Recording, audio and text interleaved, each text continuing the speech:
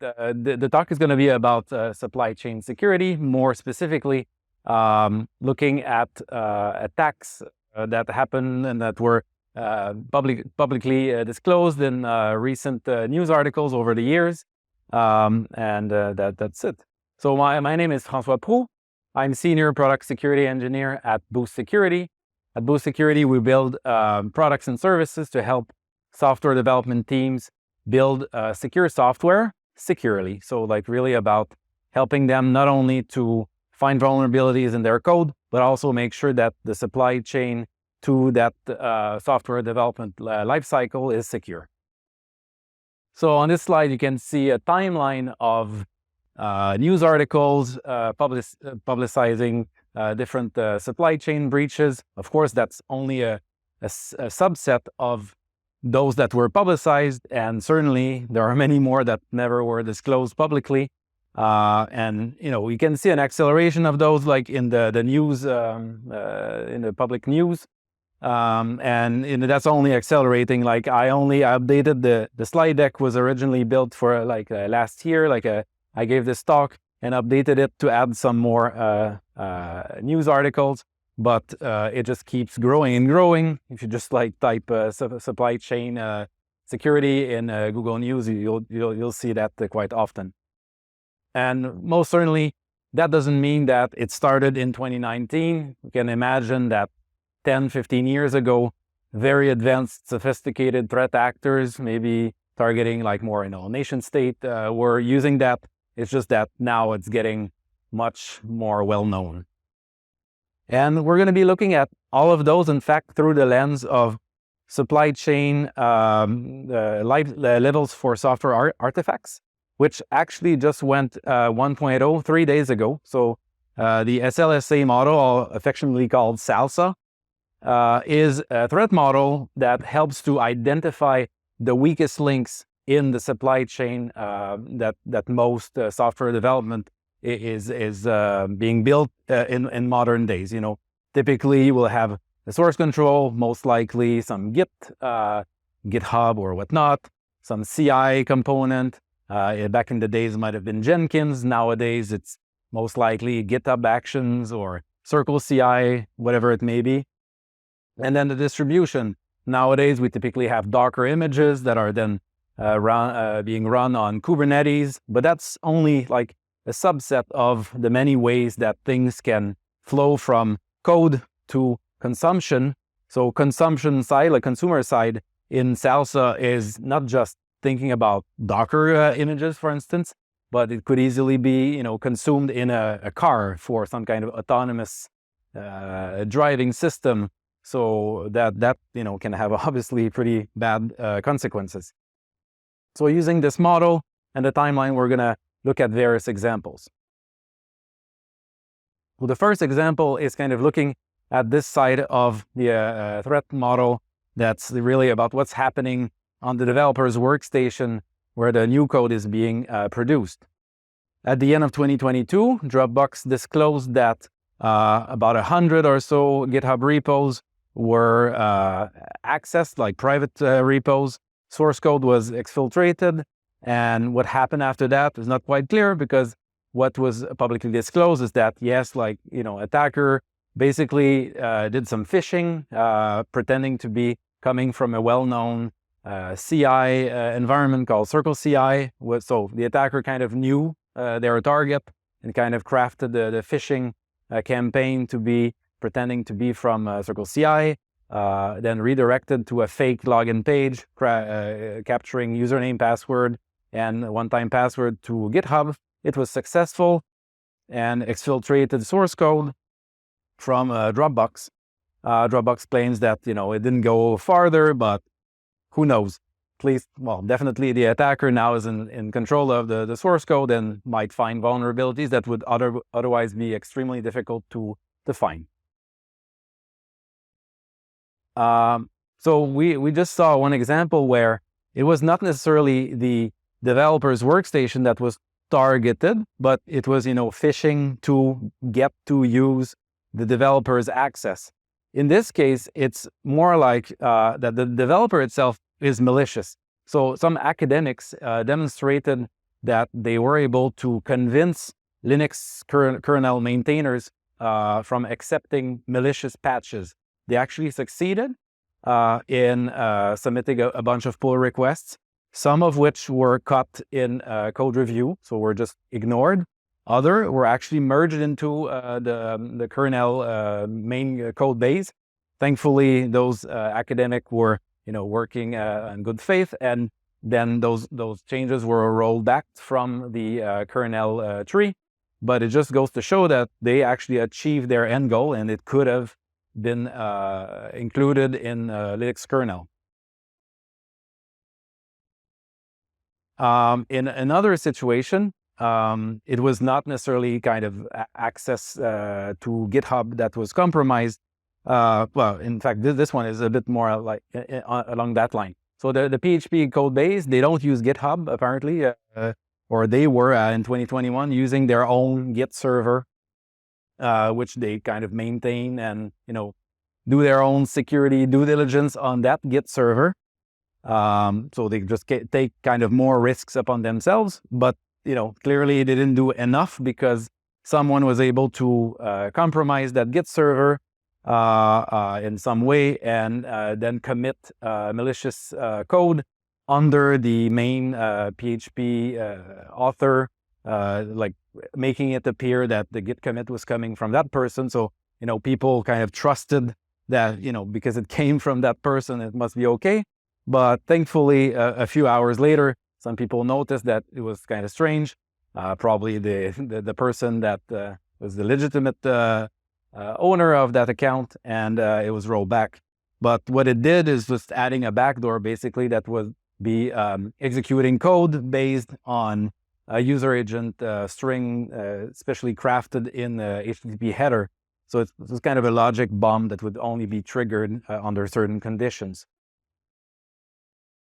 Webmin, it's kind of an old school way to manage servers that used to be popular. I don't know if many people use that anymore, but it's still something that I think is used in like kind of cheaper web hosting environments. Some researchers found a remote code execution vulnerability in the code base. At first, people thought, well, okay, it's just your remote code execution that happened to be in the code that people kind of committed just by mistake, like making just a bad code that's vulnerable.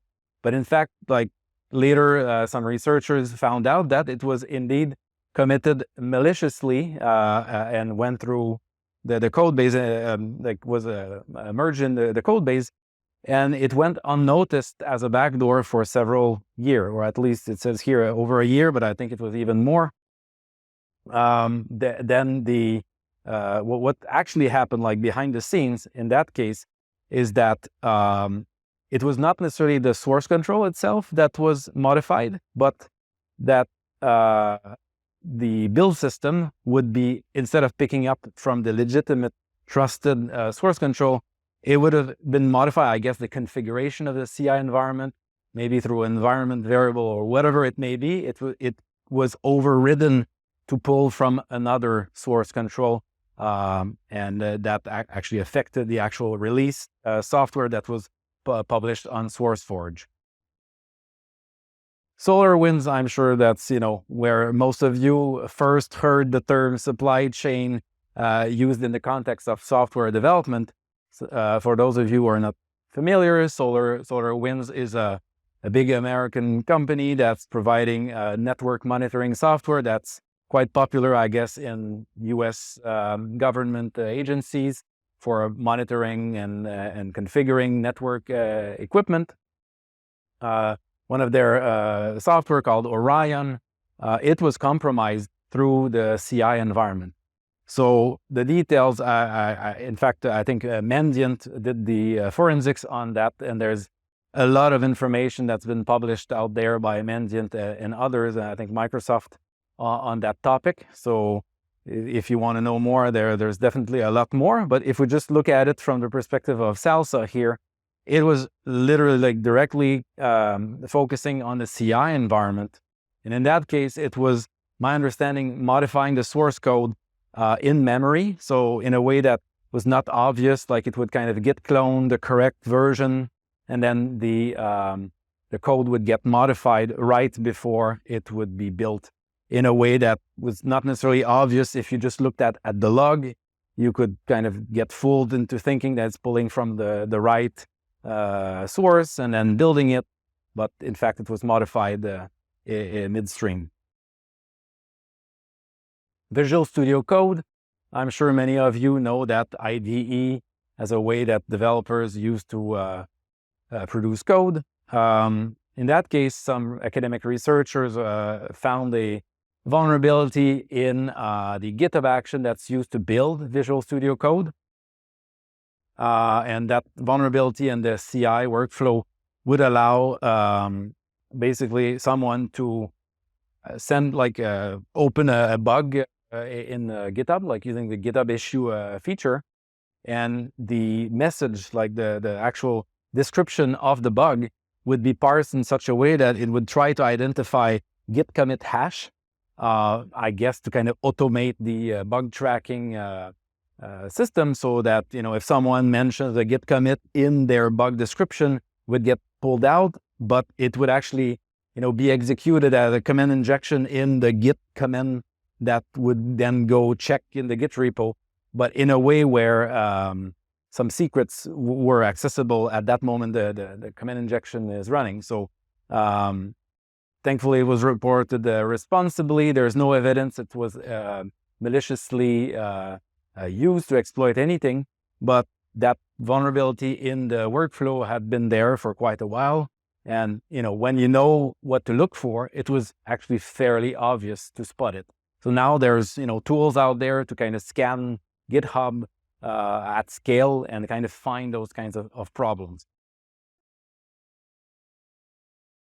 A password manager, like in 2021, to my knowledge, I didn't even know before doing this research, but some enterprise password manager was compromised. And the way it was compromised in that case was through an open source dependency.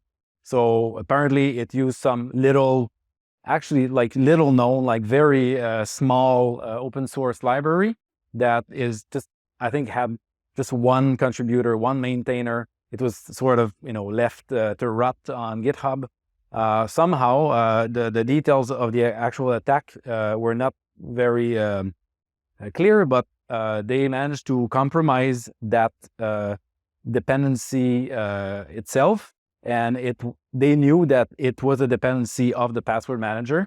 And given that it just had one maintainer that didn't kind of, I guess, accept the pull request without kind of checking or some other way, they managed to modify it. And then the password manager kind of updated the dependency or had the version constraint that was a little lax and just got picked up as part of the build process.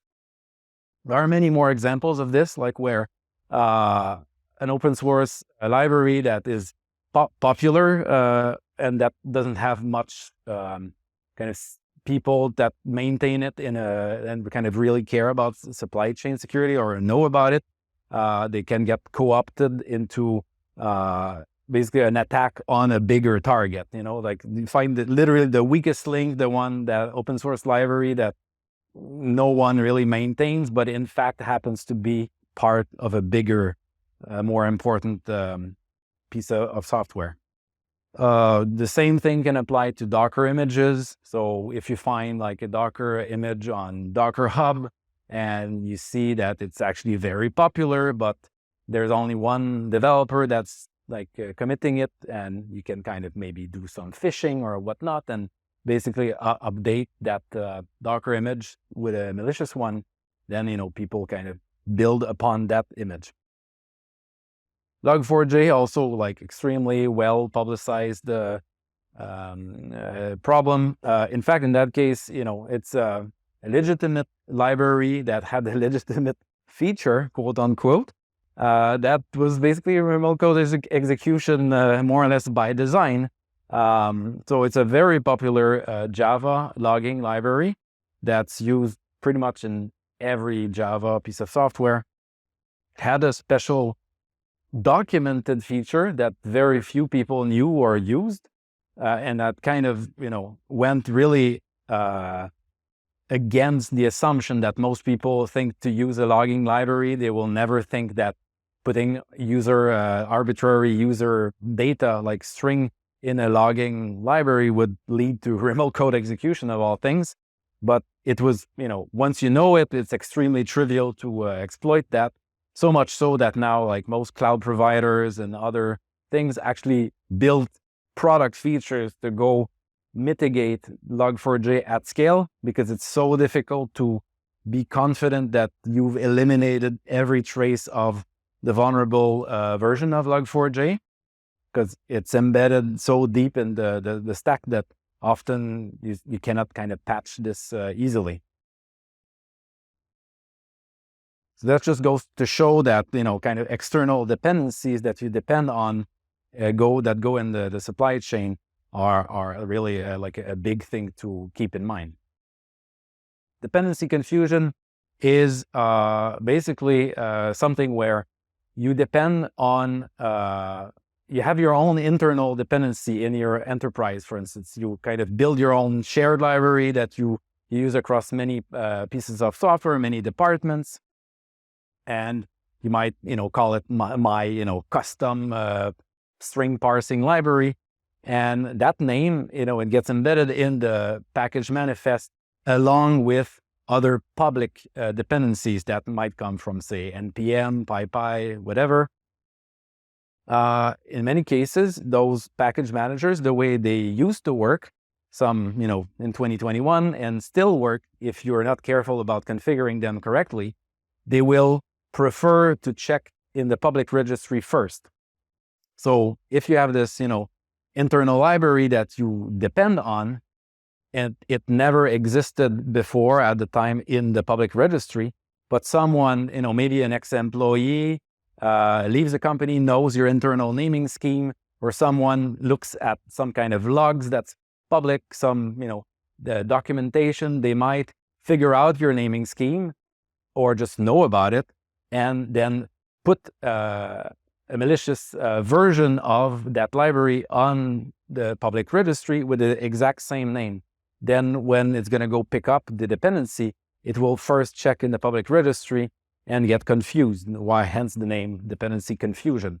So you need to make sure how you configure your package manager to, if you use kind of internal dependencies, to kind of first fetch from that and kind of fail, have a hard fail if it doesn't find it, instead of falling back to public registry if you know that it's not supposed to be pulling those. So of course you can have your own internal registry with everything, prevent pulling from public registries, but how do you make sure that it doesn't apply on developers' laptops? Maybe it does so in CI environment, but does it also do it in local environment? Maybe not. And then you kind of go back to the beginning, like of the chain, and the developer machine gets compromised.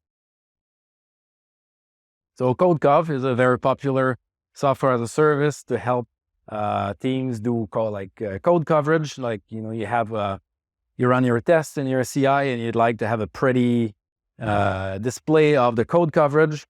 The way they would back then in 2021 tell people to install it, configure it in their CI environment was basically kind of your good old curl pipe bash, which didn't have any kind of code signature to it. And what happened is that some threat actor managed to modify the version of CodeCov that was hosted on some CDN. It went unnoticed for quite a while, like long enough that for some number of months, the threat actor was able to exfiltrate sensitive secrets that were only visible at build time. And that was, a pretty big thing for CodeCov. I think they're still in business. They managed, they were pretty transparent with the disclosure and managed to not lose completely the trust of their users. But I think it was kind of a wake-up call for many people that kind of use different dependencies in the CI environment. Direct kind of attacks on package managers, like package registries of whatever kind. So in fact, this one is highlighting another variant of that. So in 2008, some academic researchers focused their attention on kind of Linux distributions.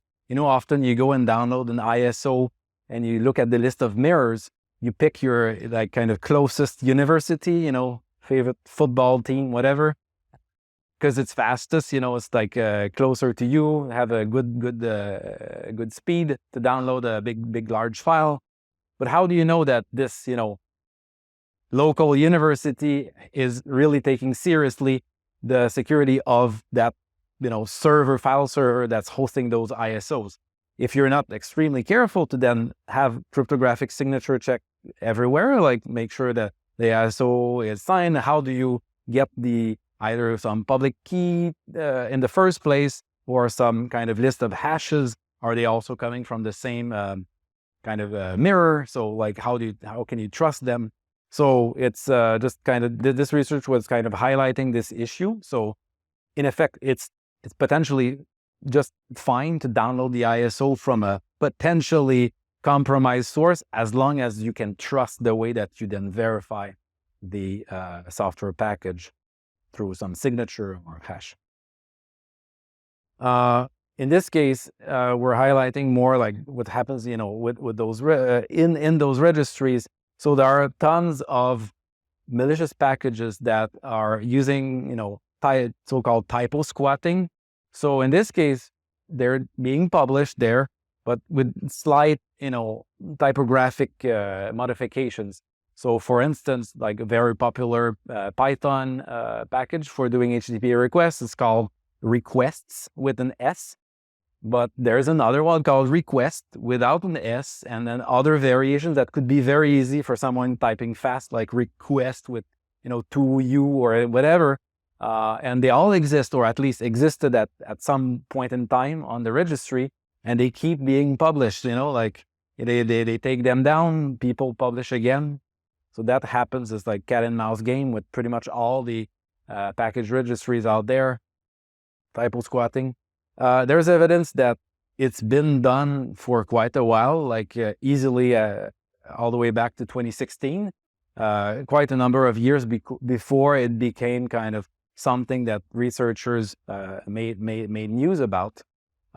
More recently, some of the more recent actual like interesting examples of typo squatting were, for instance, AWS key stealing packages, other, like in the case of the Docker Hub, similarly, like thousands of malicious Docker images with small variation, like Ubuntu with an extra U or whatever.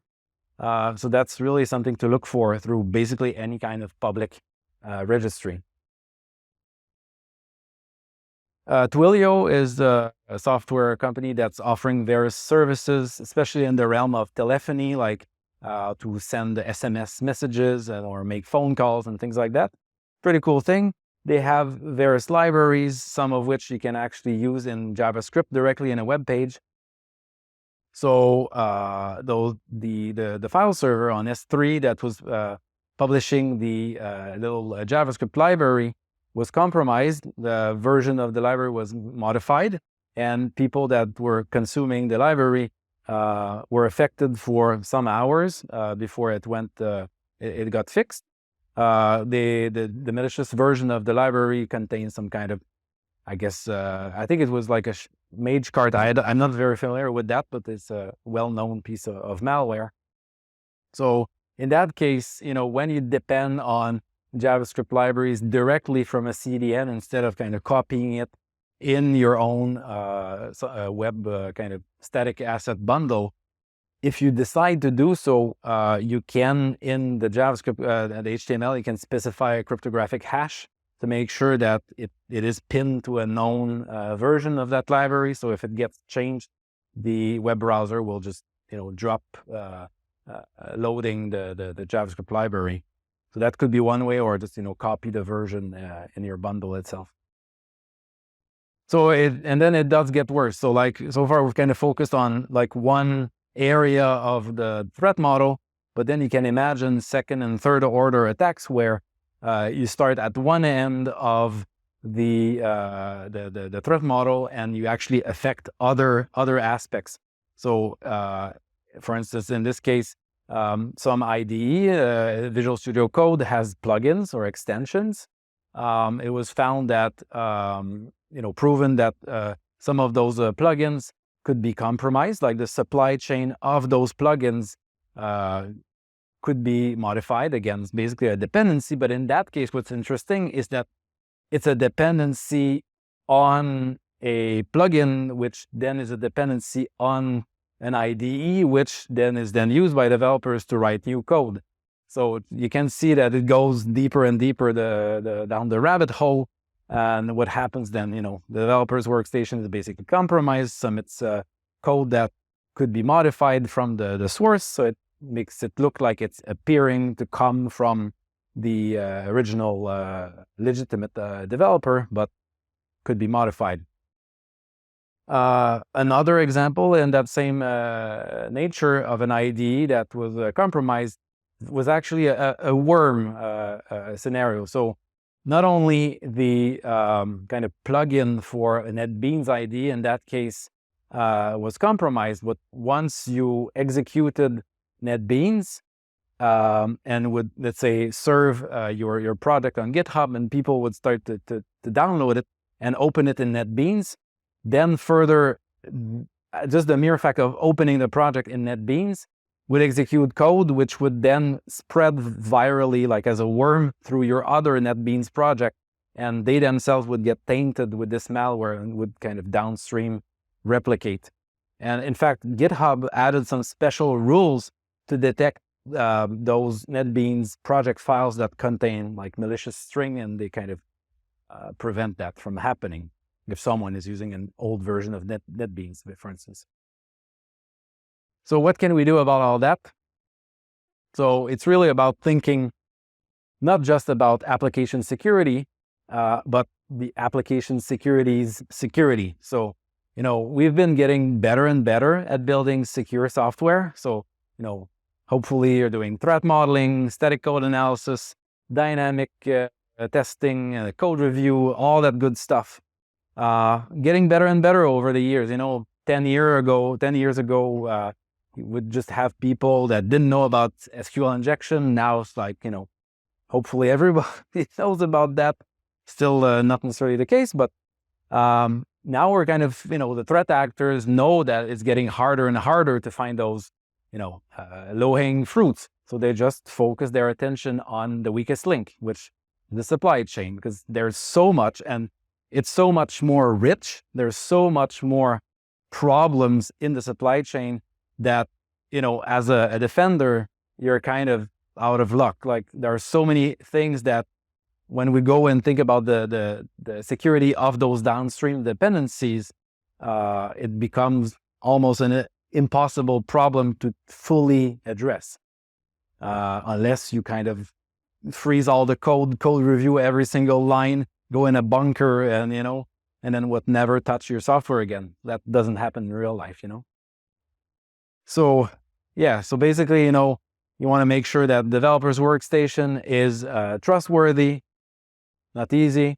That the CI environment is also trustworthy, like harden that environment, that there's no way to modify the behavior, that then you can trust that the CI environment is really the one that you expected to build the software. You want to like code sign and then later verify the code signature. But not just that, you want to verify kind of the attestation, as they call it in SLSA.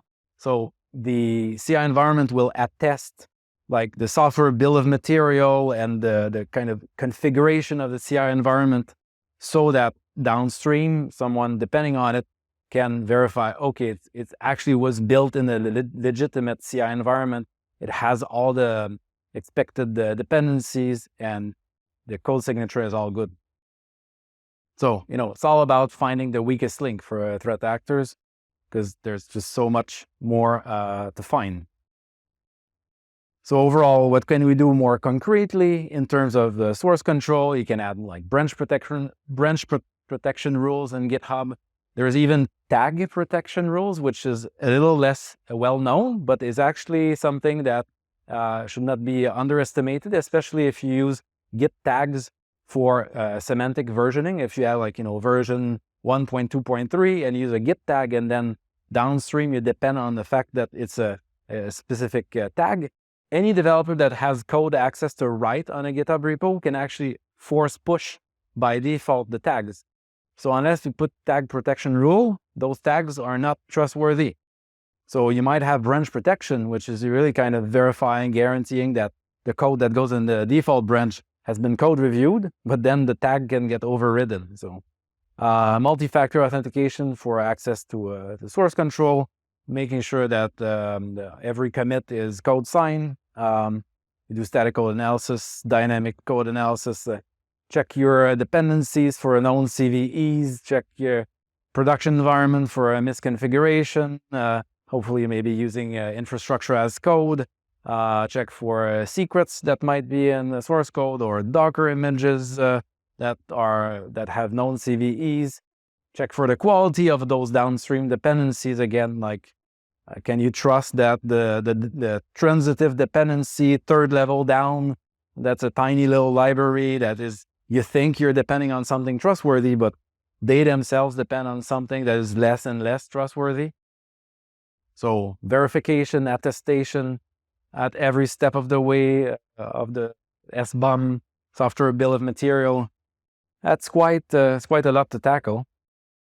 My team has been doing some research in the past year, focusing on many of those environments. One such article that we published was focused on GitHub.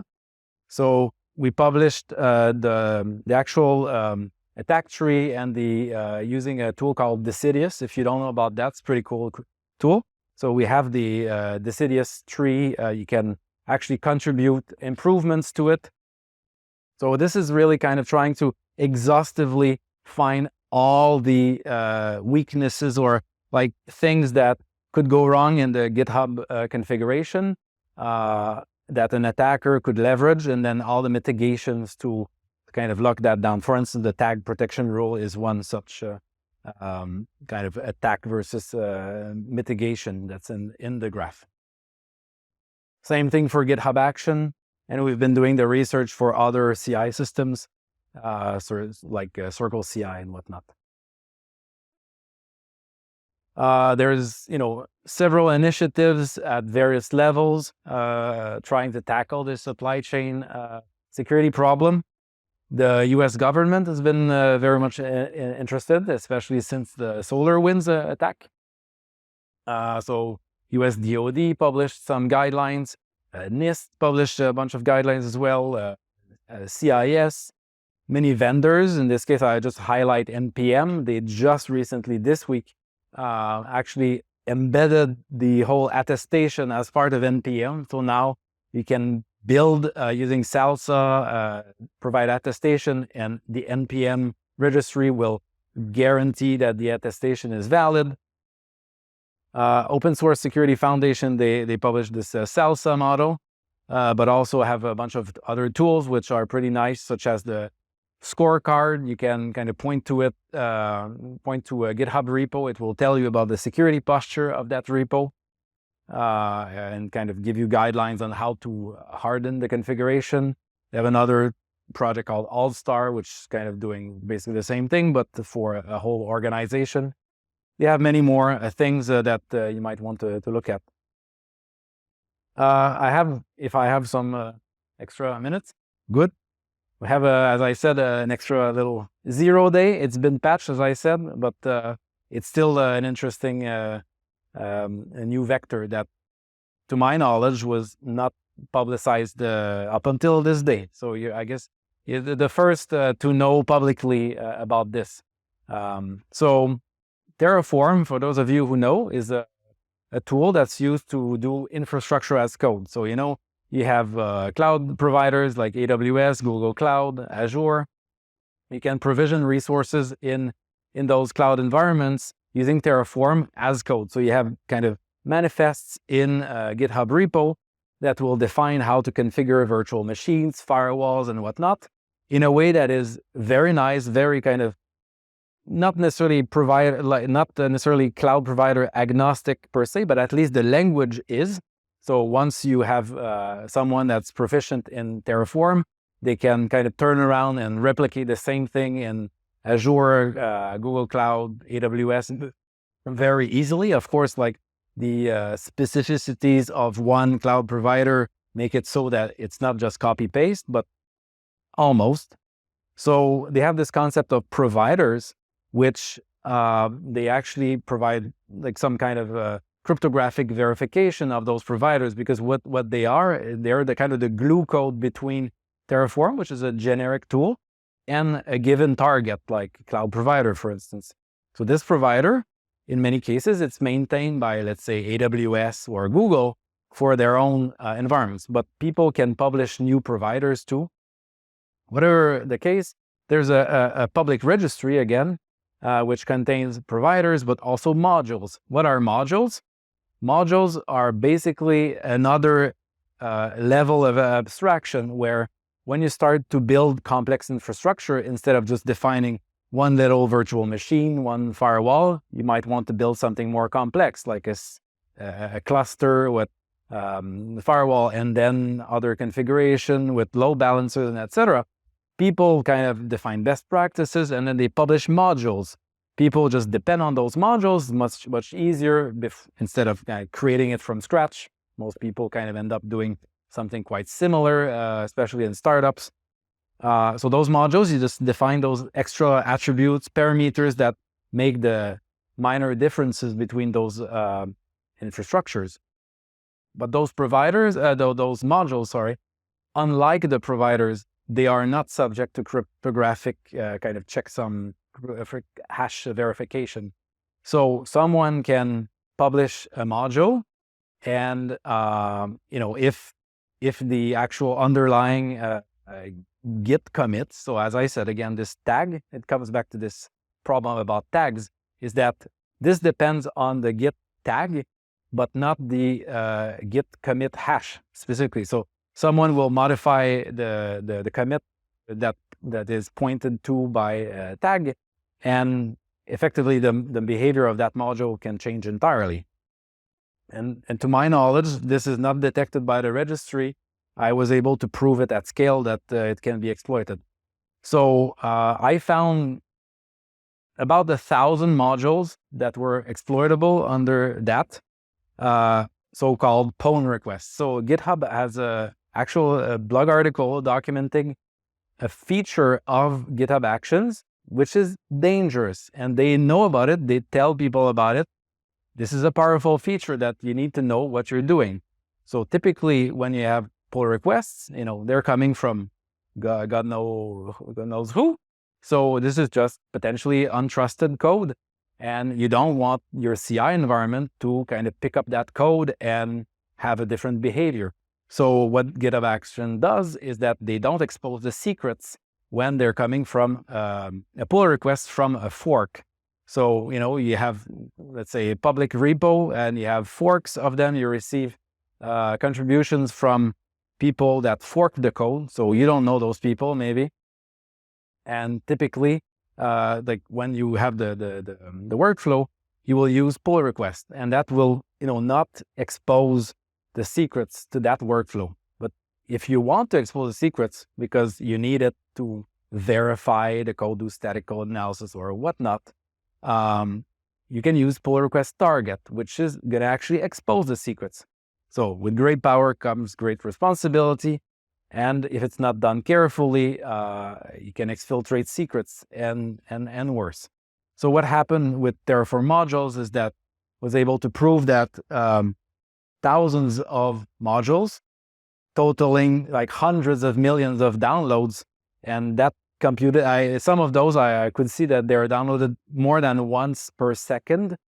So I can imagine that there are people out there that at scale like modify their infrastructure every second, and through this exploitation scenario, though let's say the firewall configuration could be not what they expected, and more so that even if someone were to review the Terraform plan, it could be modified like right after it gets merged to a default branch and then executed directly using the malicious module. So it's been responsibility disclosed. They actually worked with us quite well. They fixed the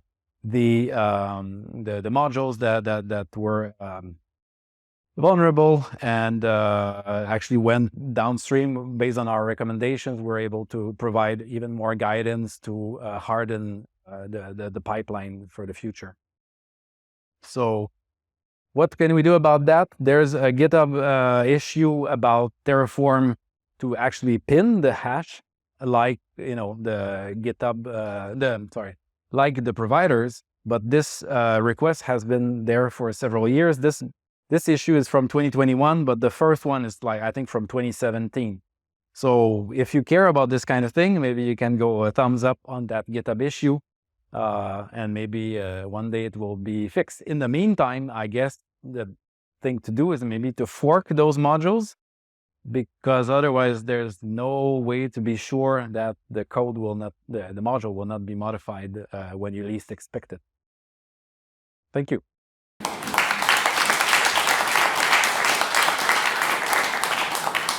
Any questions?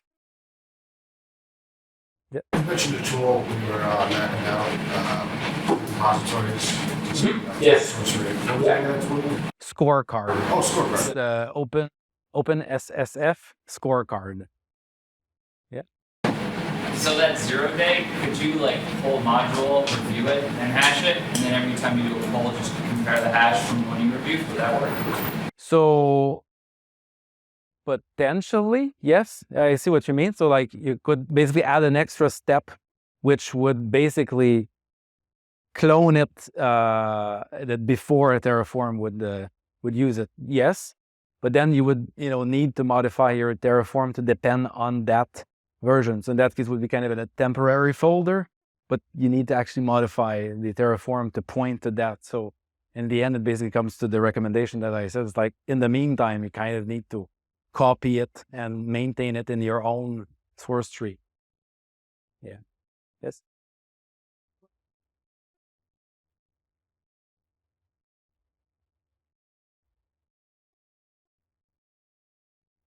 Mm-hmm.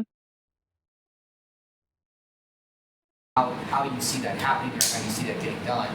And just practically, there's a visibility cliff, kind of, you know what I mean, after the first. And then the other question is, of these, we have a tendency to think, oh, that happened in 2020, that happened in 2021, it's in the past. Which of these, this great comprehensive list that you looked at, did you see as either prescient or still a problem, or kind of the beginning of something that we're going to continue to see? All of the examples I gave, they're still actionable. All of them could be reproduced. Someone could look at, a threat actor could look at the news article and say, I'm gonna go do that this weekend.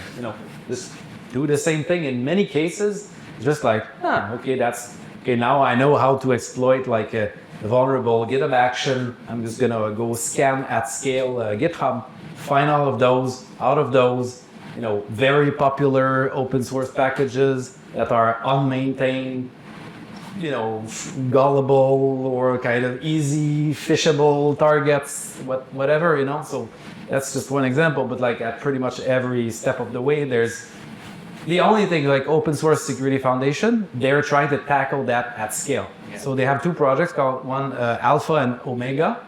So sister projects. One Alpha is targeting the top 1,000 most popular packages, so the OpenSSL, for instance, as an example. So they will actually kind of work with those open source maintainers and make sure the security posture of their repo CI and that they do attestation and all that, provide training material to the people, all this advocacy. But that's focusing on a subset of the most important, juiciest targets. And the Omega project is the long tail, those thousands and thousands, millions of packages. For those, they provide the scorecard, for instance.